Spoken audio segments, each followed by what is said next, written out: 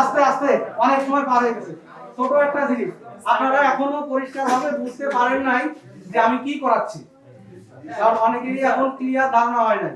আমি এটার জন্য দুইটা ইকুয়েশন লিখে দেবো জাস্ট, আপনারা একটু মনোযোগ দিয়ে বোঝার চেষ্টা করেন আবার, কারণ এটা কিন্তু পরীক্ষায় বা আপনার ব্যক্তিগত জীবনে কাজে লাগবে। অনেক জায়গায় অ্যানালাইসিস করা কঠিন হতে পারে, তখন মেশ অ্যানালাইসিস আপনার প্রয়োজন হবে। ওকে, সো এটা হচ্ছে মেশ অন।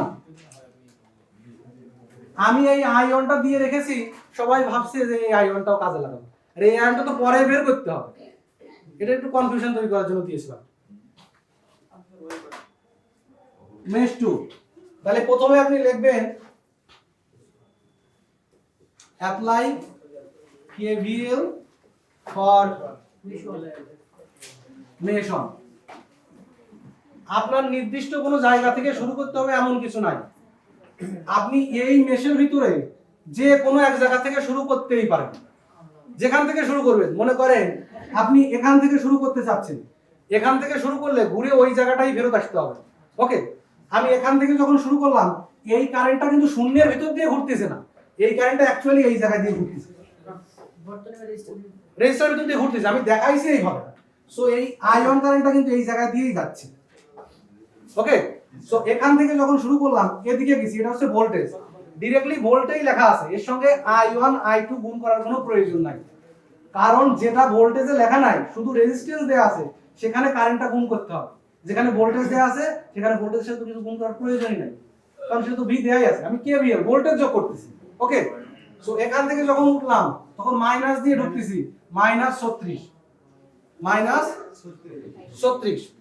এরপরে প্লাস, এখানে কোনো সাইন দেয়া নাই, আমি যদি সাইন দিয়ে দেই এটা মাইনাস এটা প্লাস, তখন কিন্তু আপনাকে ওটা মাইনাস লিখতে হবে। ওকে, যদি মাইনাস না কিছু না দিয়ে দেই, আপনি চিন্তা করবেন কারেন্টটা এই জায়গা দিয়ে ঢুকতেছে, মানে এটা পজিটিভ এটা নেগেটিভ। সো 2I1 ওইখানকার ভোল্টেজ, আচ্ছা এরপরে আসি, এই দুই মেশের মাঝে যে রেজিস্ট্যান্সটা আছে ওইটা একটু ঝামেলা করে, তাই তো? আচ্ছা এখন আমি ভোল্টেজ যোগ করব এই মেশ অনের জন্য, ভোল্টেজ যোগ করব। সো আমি ধরে নিব এটা পজিটিভ এটা নেগেটিভ, অর্থাৎ I1 কারেন্টটাকে আমি বড় ধরছি। ওকে, সো এইটা হচ্ছে রেজিস্ট্যান্স 12 প্লাস 12, এখানকার নেট কারেন্ট হবে, এইটা হচ্ছে I1 নিচের দিকে নামতেছে, I2 টা উপরের দিকে উঠতেছে। সো I1 মাইনাস I2, এটা হচ্ছে নেট কারেন্ট। তাহলে এটা হচ্ছে রেজিস্ট্যান্স, এটা হচ্ছে কারেন্ট, তাহলে ভোল্টেজ পেলাম, ওহমস ল যা বলে। এরপরে হচ্ছে এইখানে আসলাম, এইখান থেকে কিন্তু এদিকে যাব না, এখান থেকে এদিকে আসবো, কারণ এই মেশের ভিতর ঘুরতেছে না। So plus 4I1 equal to 0, equation লেখা শেষ। এইটুকু লিখতে পারলেই মনে করেন যে আপনার কাজ হয়ে গেছে, বাকিটুকু হচ্ছে ম্যাথমেটিক্স। এবং এই ইকুয়েশন যে লিখতে পারবে, দুটো ইকুয়েশনই সঠিক লিখলে তাকে 10 এর ভিতর 8 দিয়ে দিও, কারণ এইটুকু হচ্ছে আমার ইলেকট্রিক্যালের পার্ট, আর বাকিটা হচ্ছে ম্যাথমেটিক্স। ওকে, রেজাল্ট না হলেও সমস্যা নেই, কিন্তু এই ইকুয়েশনটা লেখা খুবই জরুরি। আপনি বুঝছেন কিনা এই ইকুয়েশনটা লেখা জরুরি, বাকিটুকু আপনি ম্যাথমেটিক্স পারেন কিনা সেটা হচ্ছে আপনার ব্যাপার। আমি আপনাকে ম্যাথমেটিক্স শেখাবো না, আমি আপনাকে ইলেকট্রিক্যাল ইঞ্জিনিয়ারিং অন্য কিছু শেখাবো, ম্যাথমেটিক্স আপনারা অন্যভাবে শিখতে পারছেন এখন। আচ্ছা, for mesh 2 apply KVL for mesh 2 এর জন্য এখন KVL অ্যাপ্লাই করব। আবারও একই কথা, কোথা থেকে শুরু করবেন এটা কোনো নির্দিষ্ট করে কিছু বলা নাই, আপনি মেশের যে কোনো জায়গা থেকে শুরু করতে পারেন। হ্যাঁ, আমি শুরু করলাম, আমি এখান থেকে শুরু করলাম, ভোল্টেজ সোর্স থেকে শুরু করলাম, কিন্তু আপনি যদি মনে করেন আমি এই জায়গা থেকে শুরু করলাম, মানে তো আমি মাইনাস থেকে শুরু করলাম, তাহলে কিন্তু ভুল করতেছেন। এই জায়গা থেকে শুরু করলেন মানে কি, কারেন্টের ডিরেকশন আপনি কোন দিকে দিয়ে রাখছেন, কারেন্টের ডিরেকশন আপনি এই দিকে, I2 কারেন্ট এই ভোল্টেজ সোর্সের ভিতর দিয়ে ঢুকতেছে। আর যদি এখান দিয়ে শুরু করেন তার মানে আপনি বের করতেছেন এই পাইপ দিয়ে, তারপরে কারেন্ট অ্যাকচুয়ালি উপর দিয়ে ঢুকছে, তাই তো? কিন্তু আপনি এইখানে ঢুকে বললেন আমি এই জায়গা থেকে শুরু করছি, মাইনাস থেকে তো শুরু করছি, কিন্তু কারেন্ট অ্যাকচুয়ালি কোথা থেকে আসছে, উপর থেকে নিচে আসছে। ওকে, আচ্ছা তাহলে আমি এইখান থেকে শুরু করলাম, এখান থেকে শুরু করলে ভোল্টেজ দেয়া আছে 24 ভোল্ট, পজিটিভ দিয়ে ঢুকতেছি, সো 24।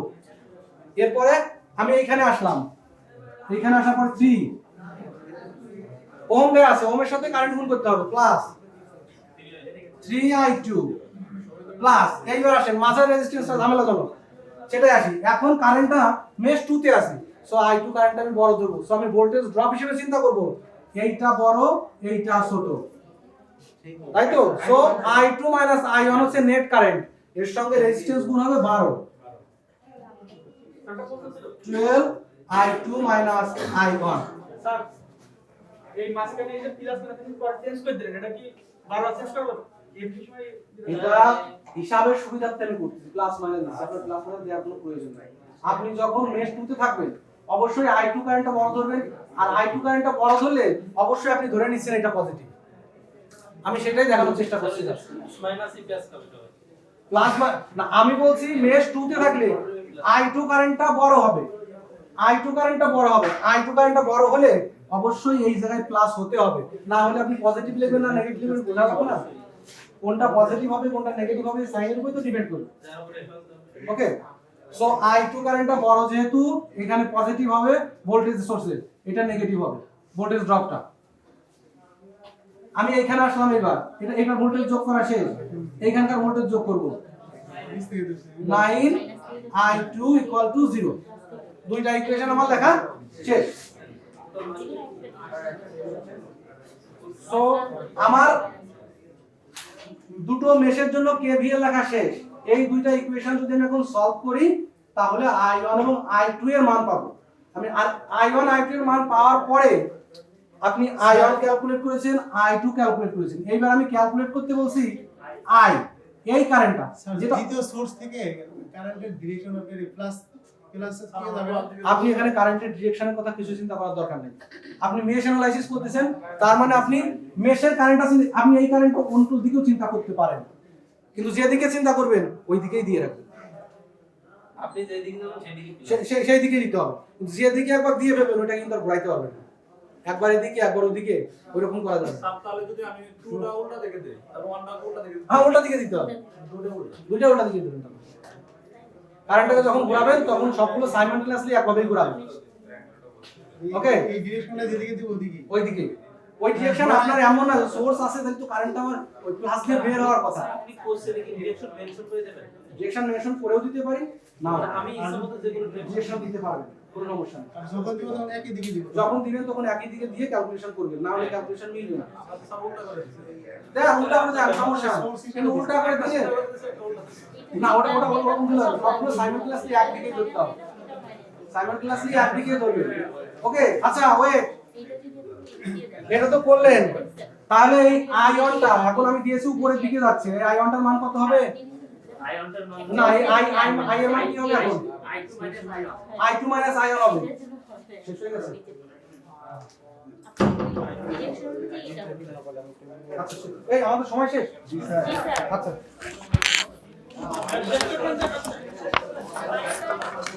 আচ্ছা i1টা হবে এখন নিচ থেকে উপরে যাচ্ছে, আমরা i2 কারেন্টটা বড়, তো লিখবো i2 - i1 =